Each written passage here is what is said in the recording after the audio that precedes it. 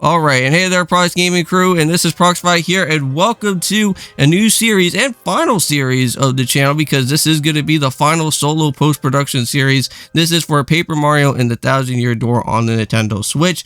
Now, going forth with the Let's Plays is that I will be doing some Twitch and YouTube stuff that will be happening within those live streams, because like currently right now I will be doing ukulele within the Twitch side of stuff, and then also doing Monster Hunter Stories on the 3DS on the YouTube side of things. Now here in Paper Mario and the Thousand Year Door on the Switch side of stuff, there have been some brand new quality of life changes that have been shown up here within this game. Now for one is that the characters now do have their different type of text dialogues that will be happening, and having their own voice box to actually be talking through the actual text dialogue that's going to be happening. So very interesting to go and see about how that's going to be playing out throughout the game, and see what other type of like kind of script changes or text dialogue changes that went and happened throughout the different characters. Because I know that so far throughout like the gameplay trailers, such as with the Rougeport sewers, when you have to go and talk to the Goombas down there, their whole dialogue box is completely changed around. So interesting to see what's going to happen further on down the road here. Now, the one big important thing that is going to be something that we are going to have to look on into a little bit more is the actual star pieces of this game. Originally, before, back in Paper Mario games, the star pieces actually used to be somewhat of a currency within the game to go and buy out on badges and other things of that type of nature. But it seems that now, here in the Switch side of stuff, is that if you actually do want to go and grab out on a certain star piece, I believe those will actually give you some bonus art concept designs about how the characters in this game were originally supposed to be built, so that they can get put into how their normal design is later on into the game. And it's pretty cool to go and see that. So it seems like there's going to be more importance to what's going to happen with those star pieces, and I think we would like to go at least maybe 100% complete with the star pieces. So we'll see what happens. You guys can let me know down in the comments down below. Now, the one nice thing about here in the Switch version is that I kind of like how they kind of meshed in the opening scene with the actual prologue of the game as well too, kind of meshed in here, because normally before you actually go and press start in the GameCube version, I do vaguely remember that you would normally get to see this part here during the whole type of intro screen about learning all the different lore and things, some backstory, before we actually go and start jumping into the actual prologue of the chapter 1 that's going to be happening from here. So it's pretty nice that they actually get to have this as well to kind of get ourselves all seated in for what this adventure is going to be betolling out here. So yeah, so we got this mysterious person that's out here, this type of merchant that's just basically just selling all of her different wares and whatnot.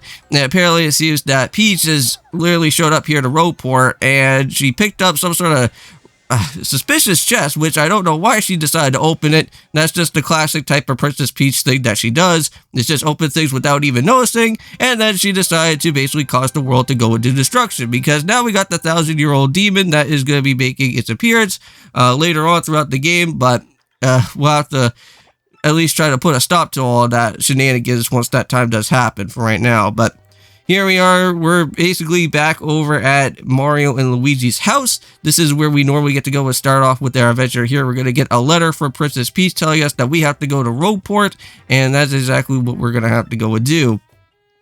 Now, I'm going to try to see if I can hopefully at least get my safeguarding of the blocking at least somewhat perfect here, because if you ever do go and ever learn how the safeguarding tactics work, you can actually get a little bit of some extra damage off to the enemy that will try to attack you, and that's actually somewhat helpful in some aspects. And I know that we are going to get ourselves into our very first tutorial type of battle. We are going to have to battle with Lord Crump, the man of the X-Nauts that are going to be happening now. He's not really like a said leader, because we are going to meet up with Grotus. That is going to be more so of like the head guy of the actual S-Nauts that will be happening from here.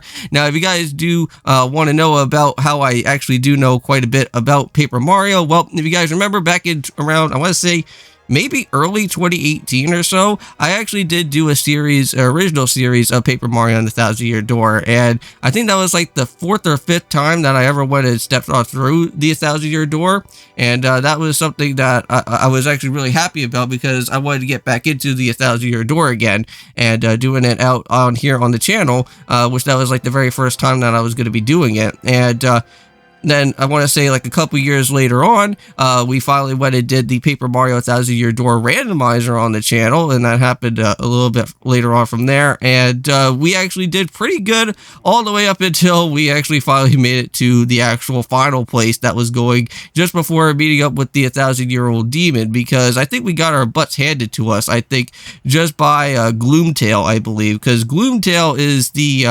other sibling of these different type of dinosaurs that we're going to be meeting. Now, we actually have 3 different dinosaurs, and if you guys kind of want to know about how the different dinosaurs are within this game, or the different dragons I should go and talk about, not actual dinosaurs, but the dragons here, we do have with Gloomtail, we have Bonetail, and then we also can't forget about the actual main guy that will be happening later, and that is going to be with Hooktail, because of Hooktail's castle. Now, Bonetail is going to be the other sibling that we are not going to be seeing for a very, very, very, very long time, because I want to say that you want to make sure that you at least get enough type of HP and FP and BP and everything that you want to have before you go a step foot into the into that 100 pit trial, because that could actually be somewhat pretty ruthless down there, and we don't really want to try that out until we are fully comfortable and actually having a pretty nice, good, well, decent, sorted amount of items before we go and start jumping on into that way. So let's go and meet up with Goobella here, because I know that she's going to be somewhat of a pickle, because she's going to be getting into a confrontation out here with Lord Crump. So and they're going to be after those crystal stars, and we're going to have to hopefully try to at least try to pick those up before they actually start going and doing anything and try to cause some serious problems around over here.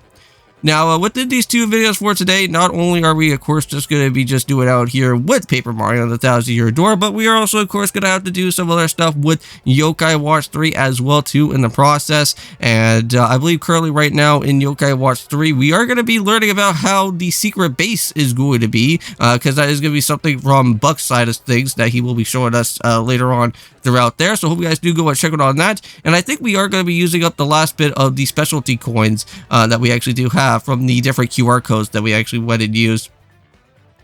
Now, I just love how the way is with everything that's out here at Paper Mario 1000-Year Door is that they actually do make everything look like somewhat of like a paperization of everything that's going on here. Because originally before, back in the original type of game of Paper Mario 1000-Year Door on the GameCube, is that there wasn't really too much paperization and too much stuff. It was just, hey, look at that. I actually got the safeguard actually right off the bat. Safeguarding can actually be somewhat of a difficult type of thing to go and do. There will be other enemies that we will be meeting later on that will actually have different type of ways of how to safeguard, because like sometimes with swoopers, sometimes they can actually be a little bit more difficult for when that actually happens. Also, of course, you also do have like Goombas that will be meeting up, which I believe they are somewhat easy enough to at least kind of time out with the safeguarding. But if you do time it out right, they will get an extra increase of actually injuring themselves during the time that does happen. But yeah, sorry about going off topic there, because now I totally forget about what I was going to actually go and say during the other previous thing that I was going off about. But hopefully that will probably come back to me later on for right now. But we're going to be seeing a lot of things going on over here. And yes, now, if you guys do get to see here, is that this game is kind of lagging out like crazy, but not to worry. It's not that too much of a big deal. I know that I've been hearing from different type of review listers and other things that have been talking about this game, is that like sometimes when there's like a very big, huge, abundant amount of like enemies that show up, such as, for example, with all of these guys over here with all the X-Nots just showing up, sometimes it can get a little bit laggy. I know that even in the original GameCube version, it was like the same as that type of thing. Sometimes if there's like way too much characters or enemies on the screen, it starts to get buggy a little bit. It gets a little bit messy. But either way, it kind of takes care of itself later on, and we're okay with that. So now we're going to be here finally in the actual Rougeport itself. Now, mainly this whole area right here is well, we can't really go and do too much amount of stuff here at this point in time. We can go and head into the back part within this area, but we're not going to do that just yet, because currently for what's going to happen is that we are going to have to get ourselves hit by a bandit that will be happening, and that bandit is going to have to be somebody that will be robbing our money. Now, what you can actually go and do is that I remember back in the original game is that you can actually get that 50 type of coins back to you, and you don't actually have to go and lose out on the 50 coins. I remember when I first played throughout this game, I didn't even realize that you can actually regain that money back. I thought that because like originally before, I thought like, oh, well, if that guy just went and just stole your money, I guess there's no way of getting it back, right? So I remember just going like throughout this whole entire game of this prologue chapter of just having just only 50 rupees going all the way into where the actual first beginning of the chapter is going to begin, is heading on over to where Hooktail is going to be happening. But at least from what I do now know later on is that, hey, you actually can regain those 50 coins back so that you don't have to worry about having to have a lose amount of money from there. Now, there will be like other type of scenarios that we'll have to go and do some other things with, because since we can't really go and do too much around over here in Rougeport, I think the left-hand side actually has a lady that actually needs to go and search for a contact lens, and while you are doing that, you will literally squish on her contact lens, and she'll get super angry with you, and we have to go through that whole entire annoying situation. But once you go and finally buy her contact lens and everything, then you can access to the other side of stuff, which that will give you all the stuff within the Glitzville pit area, and potentially finding some extra other star pieces around over there as well too, and giving you the Access Express type of stuff as well. Now, I have been hearing if there is going to be like post-game content wise for Luigi at some point. I don't know about that. I'll have to see what happens from there, but I'm pretty sure from what I've been gathered from other different reviewers out here that has literally said that I don't think there's really too much of a post-game to begin with. You can go and re-talk back to some of the characters later on, but that's basically about it at this point in time. But also probably taking on the 100 pit trial if you do actually decide to feel like it, because I guess that it's like somewhat of both like post-game type of stuff if you wanted to do it. You can also do it like during the time of the main story as well too, if you feel like you're all good to go. Now I actually do know a couple of some areas that we can do a little bit of some extra training. I know that going on to the Access Express and heading on over to that sunset area later on to like that abandoned type of trade area station place, I think later on, you can go about like a whole bunch of those type of like poisonous type of, well, I think they're like gloom pokies or something. You can go about with those guys, and those glue pokies actually have like a lot of like good like experience points down there, and that will help you out quite a bit. But I know that there is one area that will probably be doing a little bit of some training, and that's going to be more so later on in chapter 1, because there's actually quite a bit of fuzzies that you can go and battle out with, and they actually do give you I want to say a fair decent amount of EXP, so we're going to be going and doing majority of that quite a bit. But I'll be doing that off recording on my own time, just so that I won't be like boring you guys too much to death out here. Now, if you guys do see around over here in this area, is that is the bandit guy's house. Now, unfortunately, it does not have the old school sketch mark of that toad that's there anymore. I guess Nintendo decided to just remove that, maybe because it was just having some bad type of representation of stuff or something. Because I know that Nintendo kind of likes to go into a more of a PG aspect type of things, like when it happens to like other type of games and other things there. So unfortunately we won't be able to go and see that. I know that back in the GameCube version, Nintendo used to be like very edgy, because like you guys would actually be able to get to see like Mario Strikers, like on the GameCube version. There is like so much like type of like edginess in that game. Is crazy. Same with like here in Paper Mario as well. It's just too bad that Nintendo just kind of lost their edge afterwards, and then kind of went to other different things afterwards. But and I think another quality of life as well, from what I've been hearing, is that basically all your characters actually have like their own type of movements and stuff now. So you actually get to kind of see like their whole body move and everything, not like how originally before, like I want to say that Paper Mario was just literally just a paperized type of version of himself. Now he actually has like movable hands and feet and even body and everything over here. Same with the different characters as well. Now, we do have the map that will actually lead us into the 1,000-year actual door that will be there, but unfortunately, we can't really go and do anything about with it because we don't really actually have a crystal star with us at this point in time. So, we won't really be able to get to know where the next star location is going to be, or literally having the way to access the opening up of the door, because we need all of them to be able to go and do something like that.